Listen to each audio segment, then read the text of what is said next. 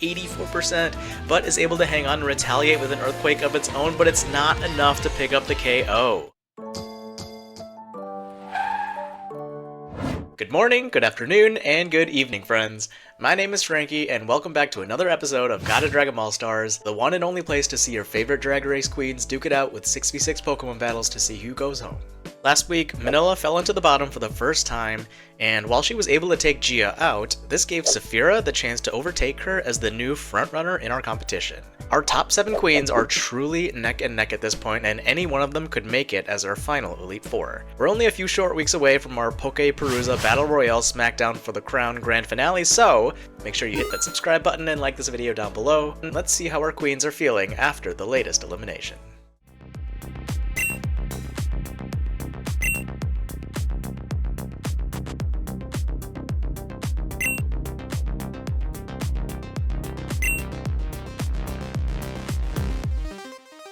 Ooh, girl, what's poppin'? Hey, queens! What do Destiny's Child and Ash, Misty, and Brock have in common? Well, they're all iconic girl groups and/or trios, of course. For this week's Maxi Challenge, you'll be performing in girl groups.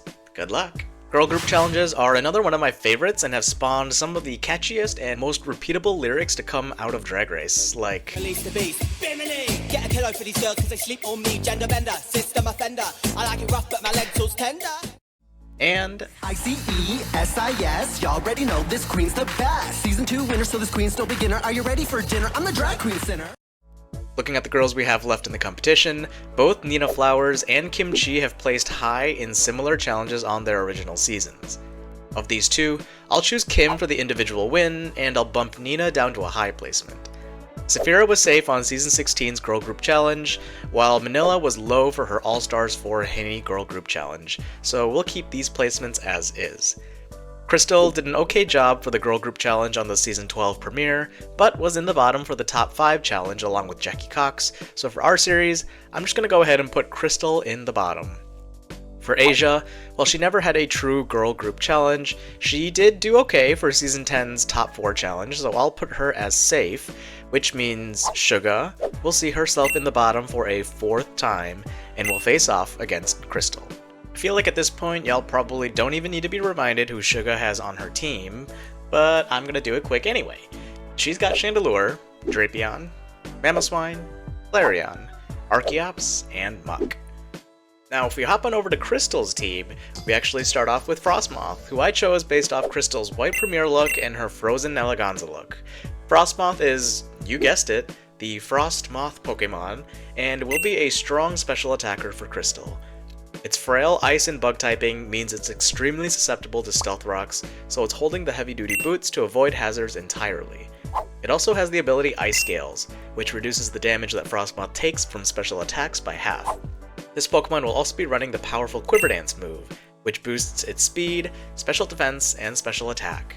Coupled with stab moves like Ice Beam and Bug Buzz, Frostmoth will be a big threat if it's able to switch in safely. Next, I chose Raikou for Crystal's Planet of the Capes look with the general yellow color scheme and also the purple lining of her cape matching Raikou's flowing mane. Raikou is a legendary beast, so of course it has some really great stats across the board. In particular, good speed, special attack, and special defense stats. It's holding a Choice Scarf to help ensure it's able to outspeed its opponents consistently, and will be dealing devastating damage with moves like Thunderbolt, Volt Switch, Scald, and Shadow Ball. Next up, we have Gothitelle, who is based on Crystal's Black Wedding Runway look. Gothitelle is going to be primarily a special defensive Pokemon for Crystal. It'll be holding leftovers to give it even more staying power, while its ability Competitive will raise its special attack by 2 stages for each one of its stats that it has lowered by an enemy, allowing it to dish out some really good damage with moves like Psyshock, Dark Pulse, or Shadow Ball. Next, we have Porygon 2, who is based off the color palette of Crystal's red, white, and blue look, or alternatively, it could also be a Pinata stand-in as a reference to Crystal's Pinata Finale look. Porygon 2 may not look all that intimidating at first glance. Its stats are decent across the board, but nothing really jumps out as being incredible. But this funny looking duck also happens to evolve into Porygon Z, which means that it can take advantage of the Eviolite item, which raises a Pokemon's defense and special defense stats by 1.5 times if it can still evolve. Meanwhile, its download ability will raise either its attack or special attack stat on switch in, depending on its opponent's weaker defensive stat, meaning Porygon 2 will be anything but a sitting duck. Next, I chose Nidoking based on Crystal's Color Purple Runway. Nidoking will be a powerful physical attacker for Crystal. It's holding the Choice Band to increase its physical damage, and coupled with its ability Sheer Force, it'll be doing tons of damage with moves like Poison Jab and Earthquake. Lastly, we have Tangrowth, whose blue body immediately made me think of Crystal's final blue runway look. Tangrowth is another really tanky Pokemon with incredible defense and HP stats.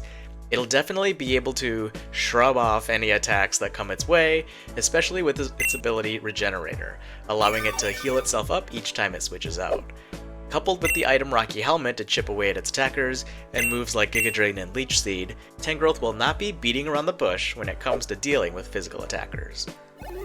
As a whole, Crystal Team is actually quite scary, with some solid special attackers in Gothitelle, Frostmoth, and Raikou, and a pretty strong physical attacker in Nidoking. Meanwhile, Porygon 2 and Tangrowth are both amazing defensive anchors who have what it takes to wall out any team that is unprepared to deal with their shenanigans. Crystal's strengths definitely lie in her defensive capabilities, and you know what they say, the best offense is a good defense. Business in the front and party in the back! And with that, it seems that our trainers are just about ready for their battles, so let's get started. Rue, over to you. Sugarcane and Crystal Method. I'm sorry, my dears, but you are both up for elimination. 2 queens stand before me. Ladies, this is your last chance to impress me and save yourself from elimination. The time has come for you to Pokemon battle. for your life. Good luck, and don't it up. Crystal leads with Tangrowth, while Suga is gonna go with Mamoswine. Suga's gonna set up Stealth Rocks here, while Crystal goes for a Leech Seed, but oof, Mamoswine will dodge it. Unfortunate for Crystal there, as Suga will now bring in Muck. Tangrowth goes for Leech Seed again, and it lands this time. Muck goes for a Gunk Shot and lands it onto Tangrowth, doing a massive 65%, as Crystal will just stay in and go for a knockoff, removing Muck's Assault Vest, and then gaining some health back thanks to that Leech Seed. Crystal's gonna swap here into Nidoking, who's gonna get an incoming attack from Muck, Drain Punch, but it doesn't do too much to Nidoking, and Leech Seed is gonna help restore most of that health back. Suga's now gonna swap into Archeops here, and makes a really great read as she avoids that Earthquake damage entirely. Crystal now brings in Tangrowth, as she's gonna try to make a read of her own, expecting an Earthquake, and yeah, there it is. Instead of that flying type move, and Tangrowth eats it right up. Archeops now goes for an Acrobatics, but again, Tangrowth is so defensive that it just brushes it off, goes for a big Giga Drain. And it's going to take Archeops down below 50%, which will activate its Defeatist ability, so that Acrobatics does not enough damage. Giga Drain comes in, and Archeops will go down as the first casualty of the battle. Chandelure comes in here, and Crystal does not want to stay in, so Gothitelle will be swapped in place of Tangrowth. Flamethrower comes in, but it still does a big 53% to Gothitelle. Another Flamethrower comes out, and Crystal's just going to let Gothitelle go down right here, so Suga has tied up the game. Crystal sends out Raikou here. Let's see, what's Suga going to do? She's going to swap into Mamoswine, actually, expecting Electric type attack, but Crystal went for the Shadow Ball instead, doing 33% to Mamoswine. Crystal now is going to swap here into Tangrowth, and it's going to eat a Earthquake, another one, bringing it down to 28% health. Suga swaps into Muck here, as Crystal will go for Leech Seed yet again. This time, Crystal will swap into Nidoking onto that Gunk Shot to keep Tangrowth around and keep triggering its Regenerator ability, and looks like Suga here actually is just going to sacrifice Muck in order to get a safe switch in for her next Pokemon. Suga brings out Drapion, who's going to take some big damage from that Earthquake, 84%, but is able to hang on and retaliate with an Earthquake of its own, but it's not enough to pick up the KO. Another Earthquake comes out from Nidoking, and down goes Drapion. Suga brings out Mamoswine now, and Crystal will actually swap into Porygon 2. Download triggers increasing its special attack stat. Ice Shard comes out, but it's not doing too much to Porygon, and Suga's gonna have to swap into Chandelure here. It takes that Ice Beam pretty well, all things considered, and Chandelure outspeeds here and goes for a Flamethrower, but it barely misses out on the knockout, and Porygon 2 will respond with Thunderbolt, bringing down Chandelure to the red, and getting the Paralysis, allowing it to have outspeed on the next turn and take Chandelure out. Suga's down to her last 2 Pokemon here and brings in Mamoswine, who gets that critical hit on that Earthquake to take Porygon 2 out. Crystal brings in Tangrowth, and Suga is actually going to swap into Flareon, who is going to get Leech Seeded by Tangrowth. Toxic Orb will also trigger on Flareon, and it's going to go for a big Flare Blitz, knocking Tangrowth out, but not before taking some Rocky Helmet damage and doing some considerable recoil damage to itself in the process. Crystal is down to 3 Pokemon here and brings in Frostmoth, who goes for a Quiver Dance, surprisingly. I don't know about that move. Suga is going to be okay here and get that Oko onto Frostmoth, but it's also going to take Flareon out as well after that recoil damage. Crystal brings in Nidoking here as Suga brings out her last Pokemon, Mamoswine. Ice Shard will take care of Nidoking, but that means Mamoswine is locked into Ice Shard because of its Choice Band item. Crystal's last Pokemon is Raikou, and Ice Shard is going to do some big damage here. It does 51%! Raikou responds with a super effective Scald, and it's a critical hit!